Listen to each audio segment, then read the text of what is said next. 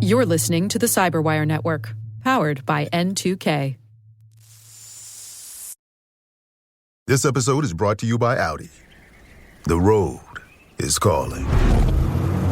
Embrace the thrill of the drive with the all-new, fully electric Audi Q6 e-tron. Featuring effortless power, serious acceleration, and advanced Audi tech.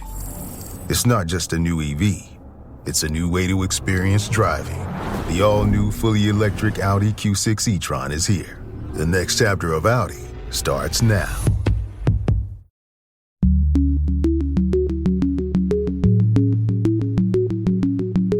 Hello, everyone, and welcome to Caveat, N2K Cyberwire's privacy, surveillance, law, and policy podcast. I'm Dave Bittner, and joining me is my co-host Ben Yellen from the University of Maryland Center for Health and Homeland Security. Hey there, Ben. Hello, Dave. On today's show, Ben and I are joined once again by our N2K Cyberwire colleague and editor of the Caveat newsletter, Ethan Cook. We are digging into online safety for children. Ethan, welcome back. Thanks for having me back, guys. Looking forward to the conversation. While this show covers legal topics and Ben is a lawyer, the views expressed do not constitute legal advice. For official legal advice on any of the topics we cover, please contact your attorney.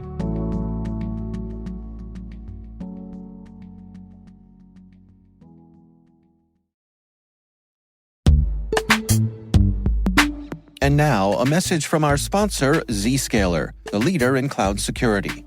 Enterprises have spent billions of dollars on firewalls and VPNs, yet breaches continue to rise by an 18% year-over-year increase in ransomware attacks and a $75 million record payout in 2024. These traditional security tools expand your attack surface with public-facing IPs that are exploited by bad actors more easily than ever with AI tools. It's time to rethink your security. Zscaler Zero Trust plus AI stops attackers by hiding your attack surface, making apps and IPs invisible, eliminating lateral movement, connecting users only to specific apps, not the entire network, continuously verifying every request based on identity and context, simplifying security management with AI-powered automation, and detecting threats using AI to analyze over 500 billion daily transactions. Hackers can't attack what they can't see. Protect your organization with Zscaler Zero Trust and AI. Learn more at zscaler.com/security. All right, gentlemen, let's jump right into our topic here. And this month's policy deep dive is about online safety for children. And what an interesting topic with lots of different areas to cover here. Ethan, let me start with you. I mean, you've really done the research here. And how did you approach a topic as broad as this? Yeah, I mean, this is, I think, a hot button issue, and it's been a growing issue over the past several years, kind of hitting a culmination last year, with a very famous January Senate hearing where we had Mark Zuckerberg, among many other CEOs, testify before Congress. And there were some very, kind of big moments there. And I think that stood out for a lot of people. But, I started with looking at, okay, where are we at a federal level? What has been done? What is trying to be done? And where are the holes? And, the two big names that keep coming up, and, everyone keeps talking about are both COSA and COPA 2.0. As the major initiatives being attempted to be passed, though, aren't through Congress yet. Yeah, I mean, as we always say here, those wheels turn slowly. For folks who aren't familiar, can you just give us a brief description of what COSA and COPA 2.0 entail? Yeah, absolutely. So COSA is the Kids Online Safety Act. And that is a new bill developed by a bipartisan leadership within the Senate that aims to really hold social media companies more accountable by imposing a duty of care on them, by mandating that, that if they have harmful content that gets exposed to minors, they can be held legally liable. It empowers the FTC to go after companies that are violating this duty of care and hold them accountable for harmful content. It increases the protections and powers granted to parents. and kind of a lot of other major changes with what we consider to be harmful online. And COPA 2.0 was actually an updated version of a law from 1998 that was originally designed to protect children from back in the late 90s. And this is this new updated version. The whole thought process behind this one is let's modernize the law for modern standards. And we're not only just going to raise protections and increase those protections, because the previous law only had it for 13 and under. This now raises it to 17 and under, as well as increases protections across the board for many other parents and minors, et cetera, on social media accounts and websites. These both of these laws are kind of working, and while they have some similarities, are working in conjunction with each other, both increasing and adding new legal powers for parents, mandating security and settings and default privacy settings for children, minimizing data collection efforts, et cetera. Ben, I'm curious for your take on these. I mean, are these generally well received as kind of being, presented in good faith in a rational way? I think they are perceived as being presented in good faith, but I think a bunch of different stakeholders have significant problems with both of them, which is why we have not seen COSA or COPA 2.0 pass the House of Representatives. As Ethan has noted, they did pass the Senate. So we've gone through part one of the process. I'd say it basically boils down to a couple of issues. From the industry's perspective, from big tech's perspective, the creation of a duty of care for internet companies, which would allow them to be held liable for recommending harmful content to children, is a non-starter for them. They think that they would be subjected to significant lawsuits. And just like the rationale behind Section 230, they think that would inhibit the modern internet from being able to flourish. If companies are constantly worried about being sued because of what's on their platforms or websites, they will engage in self-censorship. So that's one big concern. And then along with that, allowing the FTC the power to sue big tech companies, especially if you have an FTC that is antagonistic, A, to the tech industry, and B, to what they see as unjust monopolization in any industry. And we kind of have that in both the Biden and Trump administrations. Then that could also stifle innovation on the internet. So that's one concern. And then there's kind of the online privacy advocates' concern, which I think we need to take seriously. While the goals of protecting children online are laudable, and I think there are many provisions in here that are common sense, and many provisions in state laws from red states like Florida and blue states like California that make sense. The concern is that if you overregulate content for kids, you run into two free speech problems. The first is that you'll inhibit the right of adults to access certain material. So if you just set up these guardrails, it's possible that adults, for whatever reason, maybe they don't have proper verification methods, are going to be barred from seeing certain content. And then there's content even for minors that organizations like the Electronic Frontier Foundation and the ACLU are concerned that those are going to be censored, even though who's to decide that they're not appropriate for children? So if a kid wants to do research, for example, on the Israeli-Palestinian conflict, and there are violent images, are they going to be barred from seeing those? And will that hurt their academic pursuits in high school? I think those are extremely valid concerns. You have the concerns kind of from the right side of the political spectrum that this is going to interrupt the free flow of information, the marketplace online. And then I guess you could consider at the left side of the perspective that this is going to hurt free speech rights. What about the moral panic element here? Ben, you and I kind of, I don't know, every few months we have a story come by on the show where we both roll our eyes and say, but the children, Yeah, it's always... I mean, that's a component of this, right?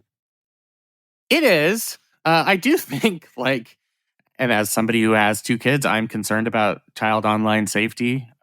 We often use that, won't somebody think of the children? It's Reverend Lovejoy's wife in The Simpsons. Right. But I think there are very legitimate concerns. My concerns are less about content per se, and more about giving kids unfettered access before they're ready to the terrifying universe of social media platforms, which can sometimes run amok even with protective safety measures. And I think that's a laudable effort to try to either restrict people from joining these social media sites like TikTok before they're 13, 14, or requiring parental consent to go to certain sites. I mean, I understand that instinctively. So I don't think you can just call it a moral panic. I do think we're grappling with what the internet and especially social media is doing to our kids. And it's a conversation worth having, even if some portions some portion of these regulations might go too far. Well, let's dig into some of the specifics here. I mean, Ethan, what are these what are these looking to control, and how are they looking to do it? Yeah, so I think, we talked about, the duty of care. And to dive into that one a little bit deeper, I think a big aspect of that is this concept of harmful, like what is defined as harmful. And it's very vague when they create this duty of care, which is a big concern that, what the federal government defines as harmful is so vaguely construed that, we could classify that under many different categories. And that could be something that could be a violent crime or something along those lines, could be related to cyberbullying. But what is defined as cyberbullying? These are things that aren't really fully defined and create some concerns there. I think on another dynamic, there is, a big element that, I think to Ben's point regarding children's exposure to online content regarding targeted advertising and addictive features.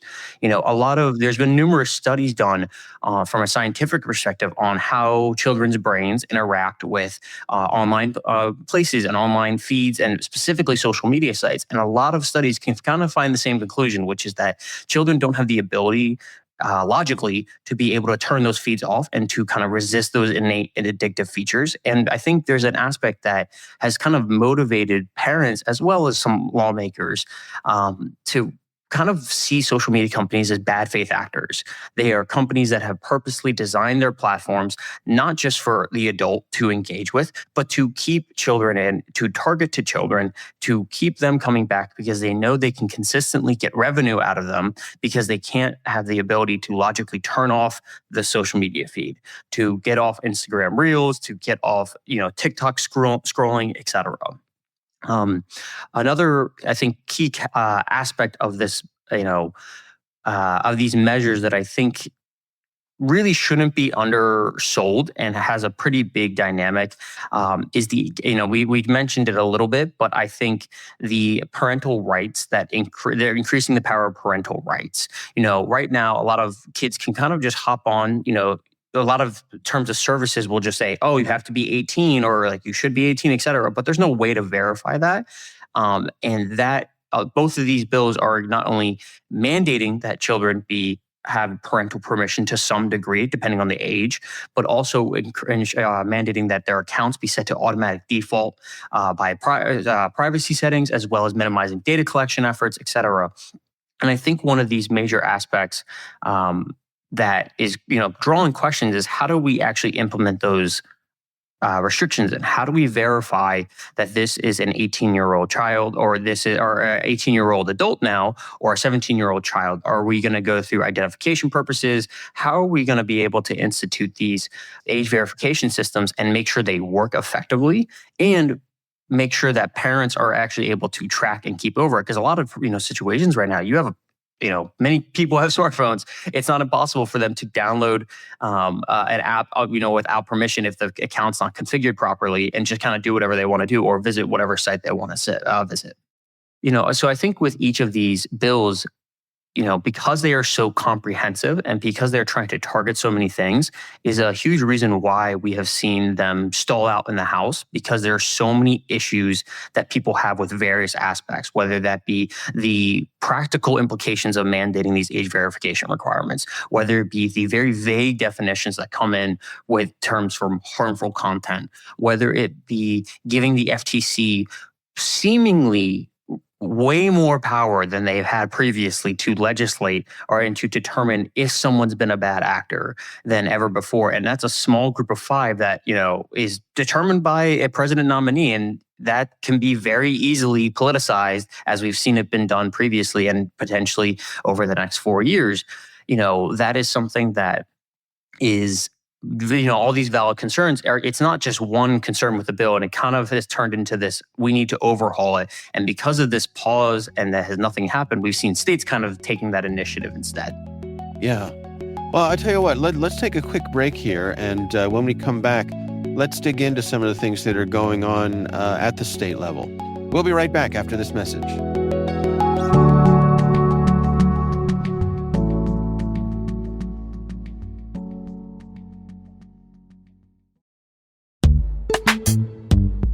Cyber threats are more sophisticated than ever. Passwords, they're outdated and can be cracked in a minute. Cyber criminals are intercepting SMS codes and bypassing authentication apps. While businesses invest in network security, they often overlook the front door, the login. Yubico believes the future is passwordless. YubiKeys offer unparalleled protection against phishing for individuals, SMBs, and enterprises. They deliver a fast, frictionless experience that users love. Yubico is offering N2K followers a limited buy one, get one offer. Visit yubico.com/N2K to unlock this deal. That's YUBICO. Say no to modern cyber threats. Upgrade your security today.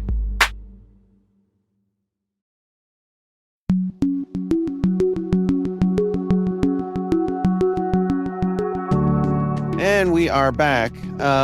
Before we dig into some of the things about the states, I'm curious. It's funny. I was on vacation last week with my family, and somehow the topic came up. We're talking with my two sons, who are one is in his 20s and one is a late teen, and it came up that when we were growing up, back in my day, you couldn't just pull up your smartphone and say, hey Siri, show me pictures of naked people, and they would come up. Like that's where we are today. And I'm curious, like, when it comes to pornography, which I think is something that people have often goes hand in hand with, we need to protect the children. Is that a solved problem, or are we in a state of equilibrium when it comes to how people consider that kind of content online, or are we still trying to figure out ways to establish that when someone says they're 18 online, they really are?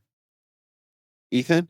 Yeah, that's a great question. I think this question hasn't actually really been solved. And I think COSA and COPA are attempting to solve it to some degree by labeling it as harmful content. But, we saw a couple months ago, Florida had a pretty big clash with, the very infamous site Pornhub. And they banned their access there because of a lack of age verification systems. Or they didn't ban them. They were going to mandate these things. And the response was, all right, then we're going to turn off services in your entire state. And that's exactly what the website did. There's kind of been this stalemate where anytime a state or anytime a legislator attempts to mandate that a specific system or age verification process needs to be put in place to ensure that children aren't going to these sites, the website says, okay, if that's what you're going to implement in your state, then I'm just simply not going to operate in your state. And that has been, it's kind of a zero-sum game. The state legislators technically get what they want because kids can't go to there, but they also, anyone who's a legal adult can't go either now. And there was a great story that was posted how, ironically, VPN services jumped in Florida by several 100%. No a week wonder. Later. Right. Funny. And I think that is the telling dynamic of but going to the point that Ben brought up earlier, which is how do you ensure you're protecting children without denying a legal adults right to go to any of these sites or look at any of this specific content. Right. Well, but so Ben, let me ask you this. I mean, back in the day, if you wanted to go to your local newsstand and buy yourself a copy of Playboy magazine, or go to your video rental store and rent yourself an adult movie, you had to show ID. You had to prove that you were 18 to be able to buy that. And I don't think people thought that was a huge burden. How is this different? What is the case that folks are making here that this would be overly burdensome on free speech and free expression and people's ability to consume these legal products? I do think it's fundamentally different. First, I want to say, this isn't an argument about the merits of requiring age verification, to which I certainly agree with. But it is fundamentally different because how do you effectuate age verification on these websites? Well, they would require you to upload documentation. Now, it certainly depends on the state, but whether that's a copy of a driver's license or other government-issued documents. So let's say me, or more accurately, a friend of mine wanted to access an X-rated website. You'd have to think twice about this personally identifiable information being in the hands of Pornhub or whatever the site is. I see. I think there are legitimate concerns about that.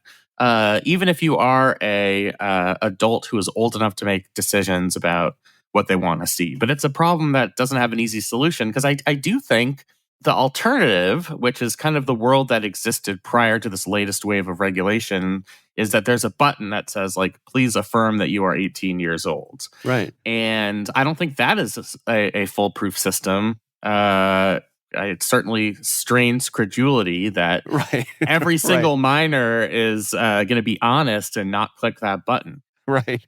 So I mean, I wish there was some good in between ground, and I'm not sure if, as a society, we've figured out that equilibrium. And I'm curious, Ethan, if you have any ideas about what's the middle ground between giving Pornhub my driver's license or social security or passport versus press a button affirming that you're 18 and you're in. Yeah, this is, as I was researching and diving into this, there weren't really any, to your point, any really great answers to solve this problem at the moment. I think one thing that I saw that was really interesting, and I'm not sure how Apple managed to do it, but Apple just released or announced that they're releasing new age verification software that would allow parents to, create an account. It would be a children's account, and they would set the age range. They would set the age range for their child, and it would be anywhere from, I think, 12 to 7, 12 to 14, 14 to 17, etc. And you would not need to specify any birth date for that minor. And that would then determine what apps they could go and download and services they can engage with. And, I thought that was a somewhat clever idea that could determine how to regulate a minor's online space. Because, I think to your point, we already have a problem with how much data we give away already, and how much, how many companies can access our data. And now we want to implement age verification software. And that requires not just, affirming, hey, that I'm over the age of 18, et cetera, or I'm under the age of 18, et cetera.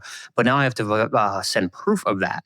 And, do I trust? I already don't trust the companies that have my data. Do I trust even more companies that have my data who have never been experienced with holding my data?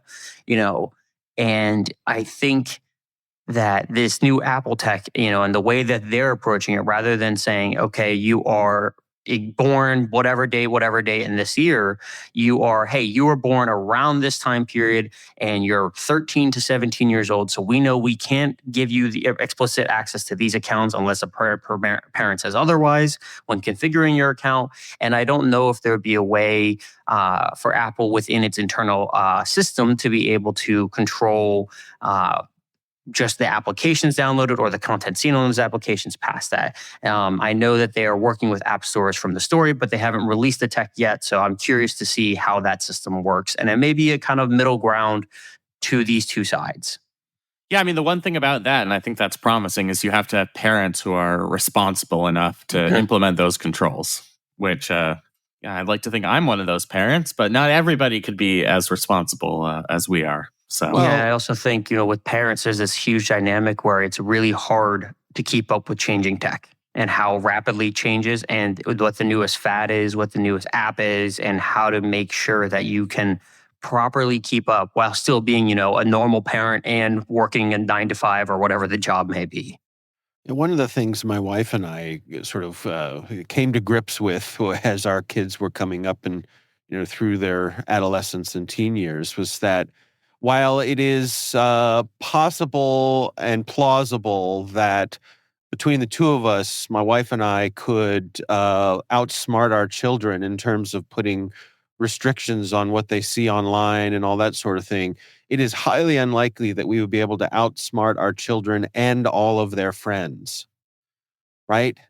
So we sort of felt like we had to come at it from a kind of a different point of view. In other words, like, technological solutions to this probably weren't going to be effective because there's always that one kid who figures out, how to use a VPN and shares it with all their friends. And now everything you've tried to do as a parent, they're just working their way around. And I think that's kind of the reality in the world that we live in. So from our point of view, we came at it from a different point of view of just trying to be, highly communicative, and this is what these are our expectations, and we understand you're going to be curious about things and this, that, and the other thing, but here's what we want and here's why, and then just trying to manage it.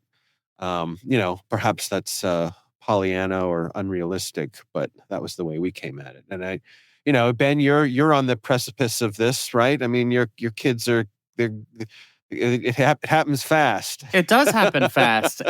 And I even think something that we haven't really talked about that much is the role of the algorithms. My daughter, who's 8.5 now, started as a young kid. We'd be exhausted and we'd put her in front of an iPad. And eventually that got her to YouTube Kids. And it was like content for toddlers, basically, at the time. There have been maybe a few instances since then where we've directed her to certain videos that we think she might like. Otherwise, it's all been algorithm driven, to the point where the algorithm in some ways has determined what she's interested in a way that I think might be unhealthy. And my wife and I have talked about ways that we can try and restrict this, although you get to 9 p.m. on a weekend and you're exhausted and you've tried to entertain your kids all day and you want to plop them in front of an iPad. But now she's 8, and without basically any involvement from us, she's getting Mr. Beast videos, which that's not adult content. I mean, it's entertaining. There might be some adult themes, but it's she's on a path without having made really any conscious decisions, except clicking videos that teach YouTube what she's interested in. And once that train has left the station, and I think for us, it happened very early, it worries me that we're going to lose control of where the algorithm takes our kids. So that's another aspect of it that I think is really interesting. And I'm not sure that that's something that either COSA or COPA 2.0 really addresses. Yeah. Ethan, let's talk about the states themselves. I mean, we find ourselves here in the U.S. with I think it's generous to say, dysfunctional Congress. It's hard to get anything passed. So the states have taken it upon themselves to try to make a difference here. Where do we stand in terms of what the states are trying to do? Yeah, so Ben alluded to it. Both, left or I should say red and blue states are attempting to address this problem. This is not a one-sided debate. This is not a one-sided issue. With some of the most extreme of red states, that being Florida, and some of the most extreme blue states, or I guess say classic blue states, being California, both attempting to really look at this matter and address it. With and each one has attempted to address it in different ways, and kind of instead of doing something as comprehensive as COSA and COPA, they are more so looking at very specific issues and saying, how do we stop this specific issue, rather than trying to pass one comprehensive bill all at once. Which, may have greater efficiency, may be less effective in the overall picture. But I do think it is kind of establishing this legal framework that will guide COSA and COPA as the revisions are attempted to be made on what legal challenges have been made against ongoing state laws and existing state laws. And which of those legal challenges have been successful or have failed. With some of the major ones, I think, going by recency, we just had Utah actually last week pass a new child safety law. They were aiming to fix or address the same thing that Apple was doing, which is kind of holding the App Store more accountable. Obviously Apple and Google, et cetera, do control what is put on their application stores, but there is not a lot of control on who can download what and what can be, seen by various age groups, et cetera. And, Utah wanted to basically address the same problem, going in and signing a bill that would ensure that users' ages needed to be verified before certain applications could be downloaded, as well as parental consent needed to be given for certain applications. So very reminiscent of the changes that Apple just instituted within their own, or are going to institute within their own iOS ecosystem. But this would also extend that to both the obviously Google Play Store, as well as any external third-party application vendor places that you may visit. So that is probably the most recent and new effort, and I would also say unique. I haven't really seen anything on a state level that has been passed that has attempted to really address this in this way. And then flipping that over, the probably most influential and I guess infamous law was Florida's minor banning law. And this was probably the most restrictive law that I have seen going through this process. With Florida, they, rather than taking hey, let's, include some caveats or, maybe try and find some middle grounds, their simple solution was to just ban everyone under 14 from using any social media accounts. Did it matter if the parental figure was involved or a guardian was involved? It is simple as if you were under 14, you were not allowed to use these sites.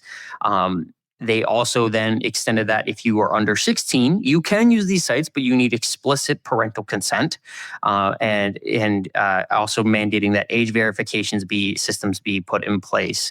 But this ban was, I think the messaging around it that came out was very much along the lines of what we talked about earlier, which is parents can't keep up with the ever-changing nature of this dynamic. So we are going to do it for them by making sure that everyone who has kids under 14 don't have to worry. They can't go to these sites anyways. Doesn't matter if you don't know what the newest social media application is. They've been banned from this. How enforcement is going to work with this law is a kind of a different question and hasn't really been fully evaluated. The law was just passed this last year, so we haven't really seen the ramifications of what that will look like yet and how social media platforms are aiming to work within Florida, or if they're aiming to take Pornhub's approach, which is fine. We will just turn off all services within your state and just choose to avoid you. And that is our solution.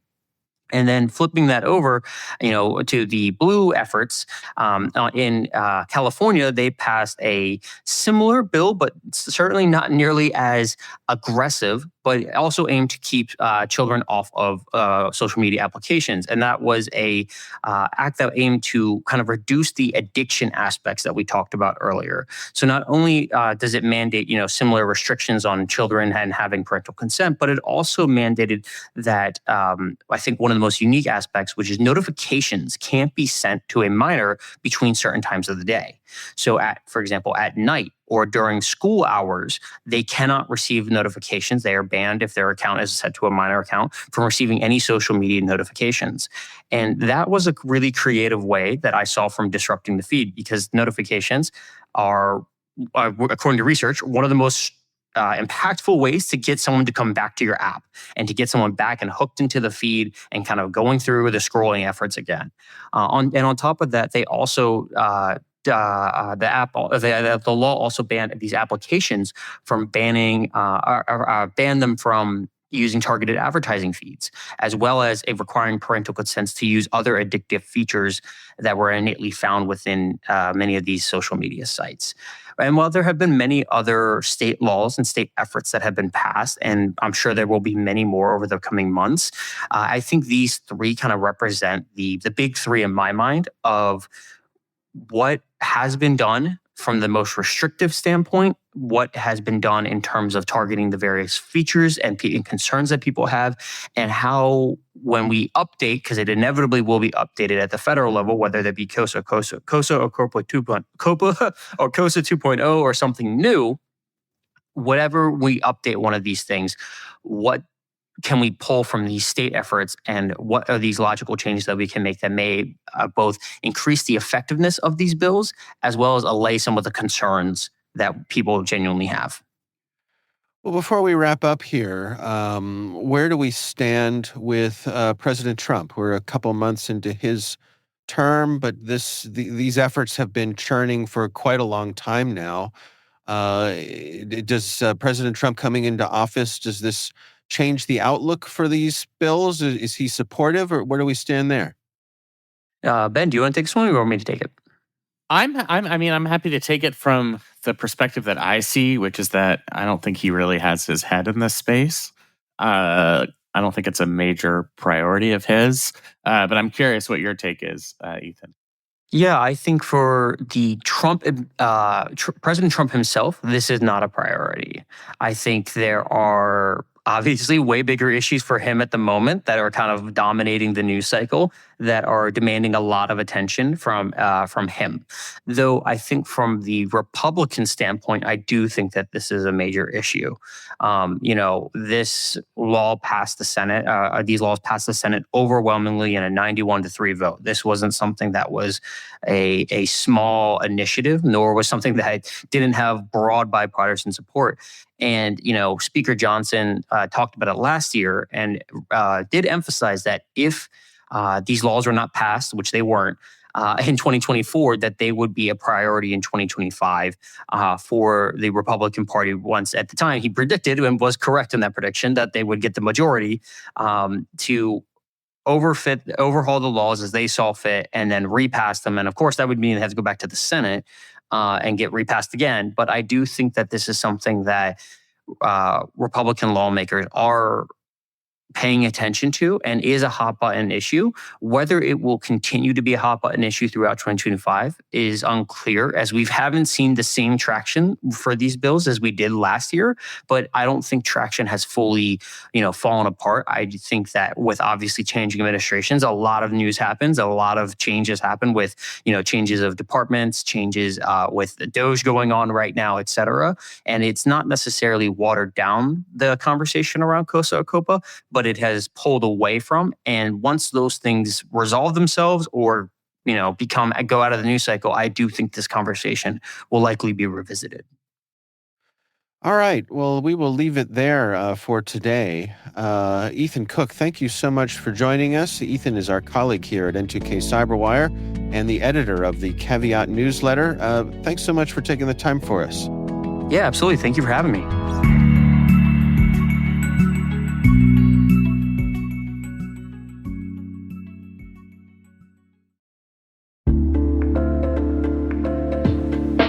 Hey everybody, Dave here. Have you ever wondered where your personal information is lurking online? Like many of you, I was concerned about my data being sold by data brokers. So I decided to try Delete Me. I have to say, Delete Me is a game changer. Within days of signing up, they started removing my personal information from hundreds of data brokers. I finally have peace of mind knowing my data privacy is protected. Delete Me's team does all the work for you with detailed reports, so you know exactly what's been done. Take control of your data and keep your private life private by signing up for Delete Me. Now at a special discount for our listeners. Today, get 20% off your Delete Me plan when you go to joindeleteme.com/N2K and use promo code N2K at checkout. The only way to get 20% off is to go to joindeleteme.com/N2K and enter code N2K at checkout. That's joindeleteme.com/N2K, code N2K.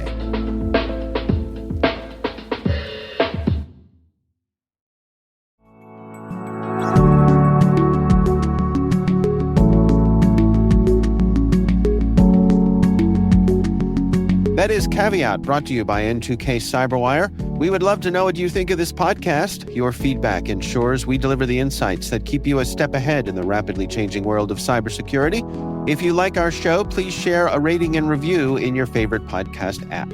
Please also fill out the survey in the show notes or send an email to caveat@n2k.com. This episode is produced by Liz Stokes. Our executive producer is Jennifer Eiben. The show is mixed by Trey Hester. Peter Kilpie is our publisher. I'm Dave Bittner. And I'm Ben Yellen. Thanks for listening.